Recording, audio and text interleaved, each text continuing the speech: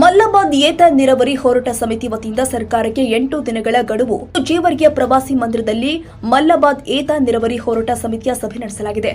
ಬಹುದಿನಗಳಿಂದ ನೆನೆಗುದಿಗೆ ಬಿದ್ದಿರುವ ಮಲ್ಲಬಾದ್ ಏತ ನೀರಾವರಿ ಕಾಮಗಾರಿಯ ಟೆಂಡರ್ ಅನ್ನ ಇನ್ನು 8 ದಿನದಲ್ಲಿ ಕರೆಯದೆ ಹೋದ್ರೆ ಮುಂದಿನ ದಿನದಲ್ಲಿ ಉಗ್ರವಾದ ಹೋರಾಟವನ್ನು ನಡೆಸಬೇಕಾಗುತ್ತೆ. ಆದಷ್ಟು ಬೇಗ ಸರ್ಕಾರ ಈ ಭಾಗದ ಬಹುದಿನಗಳ ಕನಸಾದ ನೀರಾವರಿ ಯೋಜನೆಯನ್ನ ಅನುಷ್ಠಾನಕ್ಕೆ ತರಬೇಕು ಅಂತ ಒತ್ತಾಯ ಮಾಡಲಾಗಿದೆ. ಈ ಸಂದರ್ಭದಲ್ಲಿ ಮಹೇಶ್ ರಾಥೋಡ್, ಶಂಕರ್ ಕಟ್ಟಿ ಸಂಗಾವಿ, ಬಾಬು ಪಟೇಲ್, ಮುತ್ತಗೌಡ, ಮಾಂತಗೌಡ, ನಂದಿಹಳ್ಳಿ, ಇಬ್ರಾಂ ಪಟೇಲ್, ಮಲ್ಲಿಕಾರ್ಜುನ ಗವರ್, ಸುಧೀಂದ್ರ ಏಚೇರಿ ಸೇರಿ ಹಲವಾರು ರೈತ ಮುಖಂಡರು ಭಾಗಿಯಾಗಿದ್ದರು. ರಾಜ್ಯ ಸರ್ಕಾರದ ಮುಖ್ಯಮಂತ್ರಿಗಳು ಆಗಿರತಕ್ಕಂತಹ ಸಿದ್ದರಾಮಯ್ಯ ಅವರಿಗೆ ಹಾಗೂ ನೀರಾವರಿ ಮಂತ್ರಿ ಆಗಿರತಕ್ಕಂತಹ ಉಪಮುಖ್ಯಮಂತ್ರಿ ಡಿಕೆ ಶಿವಕುಮಾರ್ ಅವರಿಗೆ ಒತ್ತಾಯಿಸಿ ಬಂದು ಕರೆಯಲಾಗಿದೆ. ಸಭೆ ಕರೆದರೆ ಸಭೆ ಉದ್ದೇಶ ಏನಿದೆ ಸರ್? ನಿರ್ಣಯ ಇವತ್ತು ಮಲ್ಲಬಾದ್ ಏತ ನೀರಾವರಿ ಒಂದು ದೊಡ್ಡ ಕಾಮಗಾರಿ. ಈ ಕಾಮಗಾರಿಯನ್ನು ಟೆಂಡರ್ ಕರೆಯುವ ಸಲುವಾಗಿ ಇಂದು ಸಭೆ ಸೇರಲಾಗಿತ್ತು. ಈ ಸಭೆಯಲ್ಲಿ ನಾವು ಇವತ್ತು ಮಲ್ಲಬಾದ್ ಏತ ನೀರಾವರಿ ರೈತ ಹೋರಾಟ ಸಮಿತಿ ಒಂದು ನಿರ್ಣಯ ಮಾಡಿ ಮುಂದಿನ ಹೋರಾಟ ಸಲುವಾಗಿ ಶಾಸಕರಿಗೆ 8 ದಿನಗಳ ಕಾಲಾವಕಾಶ ಈ ನಮ್ಮ ಸಮಿತಿ ಏನದ ಅವರಿಗೆ ಟೆಂಡರ್ ಕರಿಬೇಕನ್ನೋ ಒಂದು ಉದ್ದೇಶ ಸಂಬಂಧ 8 ದಿನ ಕಾಲಾವಕಾಶ ನಮ್ಮ ಶಾಸಕರಿಗೆ ಏನದ ಈ ನಮ್ಮ ಸಮಿತಿ ವತಿಯಿಂದ ಕಾಲಾವಕಾಶ ಕೊಟ್ಟಿರ್ತೀವಿ. ಈ 8 ದಿನದ ಒಳಗೆ ಅವರು ಏನಾದರೂ ಟೆಂಡರ್ ಕರೆಯೋದಂಥ ಕೆಲಸ ಮಾಡಿಲ್ಲ ಅಂತಂದರೆ ಮತ್ತು 8 ದಿನದಲ್ಲಿ ಮಲ್ಲಬಾದ್ ಏತ ನೀರಾವರಿ ರೈತ ಹೋರಾಟ ಸಮಿತಿಯಿಂದ ಮತ್ತು ಸಭೆ ಸೇರಿ ಆ ಸಭೆಯಲ್ಲಿ ನಾವು ನಿರ್ಣಯ ಮಾಡಿ ಮುಂದೆ ಯಾವ ರೀತಿ ಉಗ್ರವಾಗಿ ನಾವು ಹೋರಾಟ ಮಾಡಬೇಕಂತಕ್ಕಂಥ ವಿಚಾರವನ್ನು ಎಲ್ಲ ಸಭೆಯಲ್ಲಿ ನಿರ್ಣಯ ಮಾಡಿ ಅದಕ್ಕೊಂದು ರೂಪರೇಷ್ಮೆ ಏನದ ಮುಂದಿನ ಸಭೆಯಲ್ಲಿ ನಾವು ಏನದ ಮಾಡಬೇಕಂತ ತೀರ್ಮಾನ ಮಾಡೀವಿ. ಇವತ್ತೆಲ್ಲ ಸಭೆಯ ಸಂಚಾಲಕರು ಮಲ್ಲಬಾದ್ ಮುಖಂಡರು ಎಲ್ಲರೂ ಹಾಜರಿದ್ದಾರೆ. ಮಹೇಶ್ ಪಾಟೀಲ್ ಅಣ್ಣವರು, ಬಾಬು ಪಾಟೀಲ್ ಅಣ್ಣವರು, ಶಂಕರ್ ಕಟ್ಟಿ ಸಂಗಾವಿ ಅಣ್ಣವರು, ಶಾಂತ್ ಗೌಡ್ರು ಮತ್ತು ಡಾಕ್ಟರ್ ಮಲ್ಲಿಕಾರ್ಜುನ ಗವಾರ್ ಅಣ್ಣವರು ಮತ್ತು ಇನ್ನೂ ಹಲವಾರು ಸಂಚಾಲಕರು ಉಪಸ್ಥಿತಿಯಲ್ಲಿ ಸಭೆ ಸೇರಿವಿ. ಎಲ್ಲ ಏನದ ಮುಂದಿನ ಸಭೆ ಏನದ ನಾವು ನಿರ್ಣಯ ಮಾಡ್ತೀವಿ. ಅಲ್ಲಿವರೆಗೂ ಶಾಸಕರಿಗೆ ಕಾಲಾವಕಾಶ ಕೊಟ್ಟಿರ್ತೀವಿ. ಮಾಂತಗೌಡ, ನಂದಿಹಳ್ಳಿ, ಮಲ್ಲಬಾದ್ ಏತ ನೀರಾವರಿ ಸಂಚಾಲಕರು. ಮಲ್ಲಬಾದ್ ಏತ ನೀರಾವರಿ ಹೋರಾಟ ಸಮಿತಿಯಿಂದ ಮುಂದಿನ ರೂಪರೇಷೆಗಳು ಮತ್ತು ಯಾವ ರೀತಿಯಾದ ತಯಾರಿ ಇದೆ? ಮಲ್ಲಬಾದ್ ಏತ ನೀರಾವರಿ ರೈತ ಹೋರಾಟ ಸಮಿತಿಯ ನೇತೃತ್ವಕ್ಕೆ ಕಳೆದ ಸುಮಾರು 30 ವರ್ಷಗಳಲ್ಲಿ ನಿರಂತರ ಹೋರಾಟವನ್ನು ಹಂತ ಹಂತದ ಹೋರಾಟ ಮಾಡಿದೆ. ಅದಕ್ಕೆ ಸರ್ಕಾರ ಸುಮಾರು 2022-23 ಸಾಲಿನಲ್ಲಿ ಏನು ಆದರ್ಶ ಗ್ರಾಮ ಸಮಿತಿ ಯಾವಾರ ಅವರ ನೇತೃತ್ವದಲ್ಲಿ ಏನು ದಲಿತ ಸತ್ಯಾಗ್ರಹ ತಹಶೀಲ್ದಲ್ಲಿ ಮಾಡುವಂಥ ಸಂದರ್ಭದಲ್ಲಿ ಬಸವರಾಜ ಬೊಮ್ಮಾಯಿ ನೇತೃತ್ವದ ಸರ್ಕಾರ 330 ಕೋಟಿ 40 ಲಕ್ಷ ಅನುಮೋದನೆ ಕೊಟ್ಟು ಟೆಂಡರ್ ಪ್ರಕ್ರಿಯೆ ಟೆಂಡರ್ ಕರೆಯುವಂಥ ಸಂದರ್ಭದಲ್ಲಿ ಈ ಒಂದು MLA ಚುನಾವಣೆ ಬಂದ ಸಲುವಾಗಿ ನೀತಿ ಸಂಹಿತೆ ಜಾರಿಗೆ ಸಲುವಾಗಿ ಟೆಂಡರ್ ಆಗಲಿಲ್ಲ. ನಾವೇನು ತಿಳ್ಕೊಂಡೆವು, ಸರ್ಕಾರ ಮುಂದೆ ಬಂದಂಥ ಸರ್ಕಾರ ಚುನಾವಣೆ ಮುಗಿದ ಮೇಲೆ ಹೊಸ ಸರ್ಕಾರ ಫಾರ್ಮ್ ಆದಮೇಲೆ ಟೆಂಡರ್ ಕರೆದು ಆ ಭಾಗದ ಸುಮಾರು 68 ಹಳ್ಳಿ ಏನು ಶಾಪುರ್, ಸುರಪುರ್ ಸೇರಿದಂಗೆ ಜೀವರಿಗೆ ಬಹುತೇಕ ಹಳ್ಳಿಗಳಲ್ಲಿ ಏನದ ರೈತರ ಭೂಮಿ 1 ಲಕ್ಷ ಎಕರೆಗೆ ಏನದ ನೀರಾವರಿ ಆಗ್ತದೆ ಅಂತೇಳಿ ನಾವು ತಿಳ್ಕೊಂಡಿದ್ದೀವಿ. ಆದರೆ ಇಲ್ಲಿ ಬಂದಂಥ ಸರ್ಕಾರ 2 ವರ್ಷ ಕಳೆದರೂ ಸಹಿತ ಆ ಮಲ್ಲಬಾದ್ ಏತ ನೀರಾವರಿ ಟೆಂಡರ್ ಕಾಮಗಾರಿಗೆ ಏನದ ಟೆಂಡರ್ ಕರೀಲಿಲ್ಲ.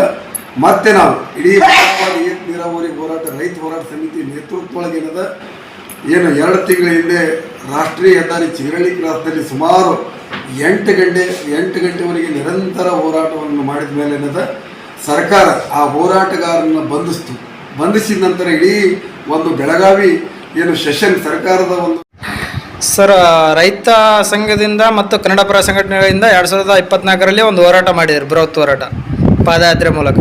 ಅವಾಗ ಶಾಸಕರಿಂದ ಯಾವ ರೀತಿಯಾದಂಥ ಸ್ಪಂದನೆ ಸಿಕ್ಕಿದೆ ತಮಗೆ? ರೈತ ಸಂಘ ಮತ್ತು ಆದರ್ಶ ಗ್ರಾಮ ಸಮಿತಿ ವತಿಯಿಂದ ನೇತೃತ್ವದಲ್ಲಿ 2023ರಲ್ಲೇ ಆ ಹೋರಾಟವನ್ನು ಆರಂಭ ಮಾಡಿದರು. 2023-24ರಲ್ಲಿ ಹೋರಾಟ ಆರಂಭ ಮಾಡಿದಾಗ ಪಾದಯಾತ್ರೆ ಮಾಡಿದರು. ಒಂದು 85 ದಿನ ಸತ್ಯಾಗ್ರಹ ಮಾಡಿದರು.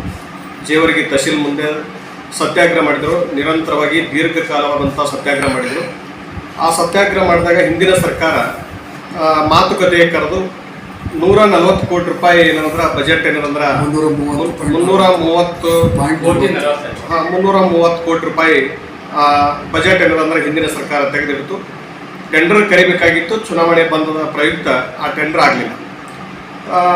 ನಂತರ ಈ ಸರ್ಕಾರದಾಗ ಮತ್ತೆ ರೈತರ ಚಳವಳಿಗಿಳಿದು ಸುಮಾರು ಒಂದು 9 ಗಂಟೆ ಚಳವಳಿ ಏನದ ರಸ್ತಾರೋಕ ಚಳವಳಿ ಮಾಡಿ ಸುಮಾರು ಒಂದು 2-3 ಸಾವಿರ ಜನ ರೈತರು ಎತ್ತು ಬಂಡಿ ಸಮೇತ ಬಂದು ಏನಂದ್ರೆ ರಾಷ್ಟ್ರೀಯ ಹೆದ್ದಾರಿ ಏನದ ಬಂದ್ ಮಾಡಿದರು.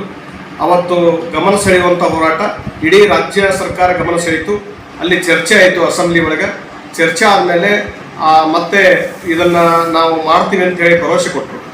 ಆದರೆ ಇಲ್ಲಿವರೆಗೆ ಈ ಮಲ್ಲಾಬಾದ ಏತ ನೀರಾವರಿ ಒಂದು ಕಾಮಗಾರಿಯನ್ನು ಟೆಂಡರ್ ಕರೆದು ಕಳೆದ ವರ್ಷನೇ ಪ್ರಾರಂಭ ಮಾಡಬೇಕಾಗಿತ್ತು. ಇಷ್ಟೊಂದು ವಿಳಂಬ ಆಗಲಿಕ್ಕೆ ಸಭೆ ಕರೆದರೆ ಮಲ್ಲಬಾದ್ ಏತ ನೀರಾವರಿ ಹೋರಾಟ ಸಮಿತಿ ಅಂತ ಸಭೆ ನಿರ್ಣಯಗಳು ಏನೈತೆ ಸರ್ ಇವತ್ತಿಂದು?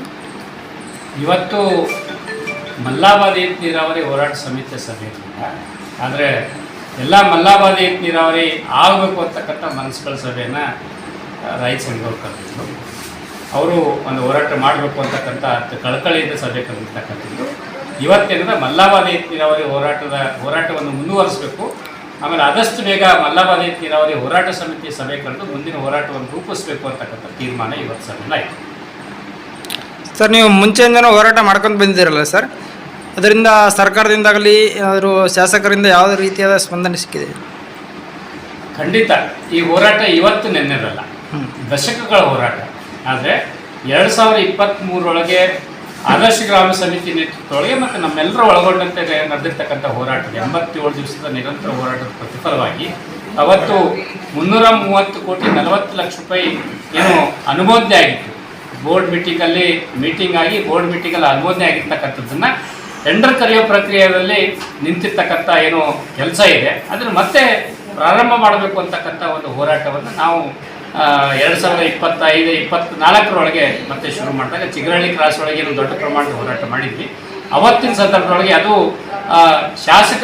ಶಾಸಕರು ಅದನ್ನು ಸಂಪೂರ್ಣ ನಿರ್ಲಕ್ಷ್ಯ ಮಾಡಿದರೂ ಕೂಡ ಸರ್ಕಾರ ಅದನ್ನು ಗಮನವಹಿಸಿ ಆಮೇಲೆ ಸರ್ಕಾರದ ಮಂತ್ರಿಗಳು ಡಿ ಕೆ ಶಿವಕುಮಾರ್ ಅವರು ಅದನ್ನು ಶಾಸನಸಭೆ ಒಳಗೆ ಅಂದರೆ ವಿಧಾನಸಭೆ ಬೆಳಗಾವಿಯಲ್ಲಿ ನಡೆದಿರ್ತಕ್ಕಂಥ ವಿಶೇಷ ಅಧಿವೇಶನದೊಳಗೆ ಅದನ್ನು ಪ್ರಸ್ತಾವನೆ ಆಗಿ BJPಯ MLC ಆಗಿರ್ತಕ್ಕಂಥವ್ರು ಪಾಟೀಲ್ರವರು ಅದನ್ನು ಪ್ರಸ್ತಾವನೆ ಮಾಡಿದಾಗ ಸ್ವತಃ ಏನದ ಡಿ ಕೆ ಶಿವಕುಮಾರ್ ಅವರು ಉತ್ತರ ಕೊಟ್ಟರು, ಹೌದು 2023 ಅನುಮೋದನೆ ಆಗಿದೆ, ಆದರೆ ನಾವು ರಿವೈಸ್ ಆಗಿರೋದ್ರಿಂದ ಮುಂದಿನ ಮೀಟಿಂಗ್ ಒಳಗೆ ಮತ್ತೆ ಇನ್ನೊಂದ್ಸತಿ ಅನುಮೋದನೆ ತೊಗೊಂಡು ಅದನ್ನು ಜಾರಿ ಮಾಡ್ತೀವಿ, ಅದಕ್ಕೆ ಬದ್ಧ ಇದೆ ಸರ್ಕಾರ ಅಂತಕ್ಕಂಥ ಆಶ್ವಾಸನೆ ಕೊಟ್ಟಿತ್ತು. ಅವರ ಹೇಳಿದ ಮಾತಿಗೆ ತಕ್ಕಂತೆ ಅವರು ಮೀಟಿಂಗಲ್ಲ 142ನೇ ಬೋರ್ಡ್ ಮೀಟಿಂಗ್ ಒಳಗೆ ಅದನ್ನು ಅಪ್ರೂವ್ ಕೊಟ್ಟಿದ್ದಾರೆ, ಅವರಿಗೆ ಧನ್ಯವಾದಗಳು.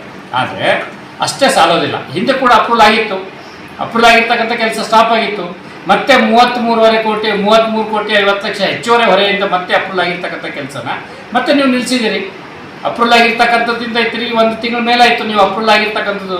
ಶಾಸಕರು ಮನೆಯಲ್ಲಿ ಪತ್ರಿಕೆ ಹೇಳಿಕೆ ಕೊಟ್ಟರೆ ಆಗೋದಿಲ್ಲ, ಅಲ್ಲಿ ಹೋಗಿ ಕೂತ್ಕೊಂಡು ನಡಾವಳಿಗಳನ್ನು ತಗೊಂಬಂದು ಟೆಂಡರ್ ಕರಿತಕ್ಕಂಥ ಇದರೊಳಗೆ ಕೆಲಸ ಮಾಡಬೇಕಾಗಿತ್ತು. ಶಾಸಕರು ಇದರಲ್ಲಿ ಸಂಪೂರ್ಣ ವಿಫಲ ಆಗಿದ್ದಾರೆ. ಆ ಕಾರಣಕ್ಕೆ ಇವತ್ತಿನ ಮೀಟಿಂಗ್ಗಳು ನಾವು ಚರ್ಚೆ ಮಾಡಿ ತೀರ್ಮಾನ ಮಾಡಿದ್ದೀವಿ. ನಾವು ಇನ್ನೂ 8 ದಿವಸ ಶಾಸಕರಿಗೆ ಟೈಮ್ ಕೊಡ್ತೀವಿ. ಅಷ್ಟರೊಳಗೆ ಅವರು ಶಾಸಕರು ಮತ್ತು ಸಂಬಂಧಪಟ್ಟಿದ್ದ ಅಧಿಕಾರಿಗಳು ಟೆಂಡರ್ ಕರೀದೇ ಇದ್ದರೆ ನಾವು 8 ದಿವಸದ ಒಳಗಡೆ ಮಲ್ಲಾಬಾದ್ ಏತ ನೀರಾವರಿ ಹೋರಾಟ ಸಮಿತಿಯ ಸಭೆಯನ್ನು ಕರೆದು ಮುಂದಿನ ಹೋರಾಟವನ್ನು ರೂಪಿಸಲಿಕ್ಕೆ ಅಲ್ಲಿ ತೀರ್ಮಾನ ತಗೊಳ್ತೀವಿ ಅಂತಕ್ಕಂಥ ಒಂದು ಇವತ್ತು ನಿರ್ಣಯ ಆಗಿದೆ.